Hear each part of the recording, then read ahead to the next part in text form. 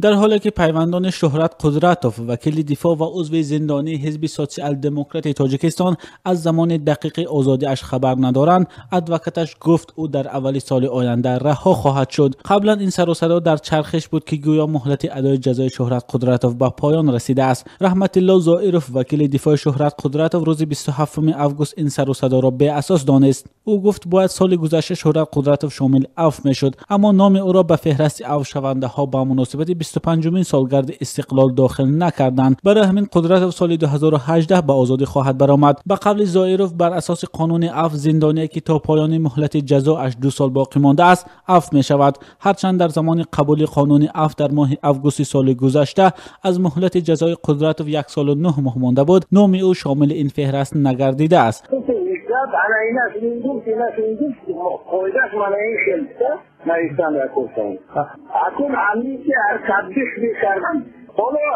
خریدی اصلا استرامای سال گذشته می‌آمد. اگر تحقیق نکنن ایشان هرجا می‌بره.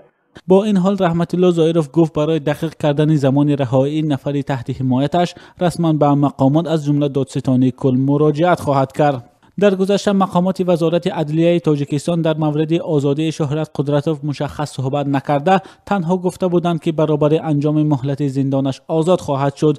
گلافروز قربانو و همسر شهرت قدرتوف میگوید از سرنوشت شوهرش درک ندارد و پس از اعلان حکمش در ماه ژانویه سال 2015 یگان بار با او ملاقات نکرده است. قربانو از آن شکایت کرد که نه مقامات و نه وکیل مدافع همسرش درباره رهایی او چیزی نمیگویند. گلافروز قربانو میگوید حالا به کار آموزگاری مشغول است تا از این طریق خانواده اش را تامین بکند. او میگوید 4 فرزند دارد و 3 پسرش نیز مکتب خوان هستند. دادگاه شهر دوشنبه ماه ژانویه سال 2015 شهرت قدرتوف را به 9 سال زندان محکوم کرد. بعدا دادگاه عالی این حکم را تغییر داد و تا 3 سال و 8 ماه پایین آورد. دادگاه عالی اعلان کرد که ماده 247 قسم 4 یعنی قلابی از پرونده قدرتوف حذف شده، به جای آن 87600 سامان جریمه مقرر گردیده است. این چنین حکم این وکیل مدافع از روی ماده 320 یعنی پیشنهاد پاره تغییر داده شده از 3/1 آن کم کرده شده است. شهرت قدرتوف که از 3 وکیل زید سعیدوف روز 21 ایولی سال 2014 از سوی ماموران آژانس ضد فساد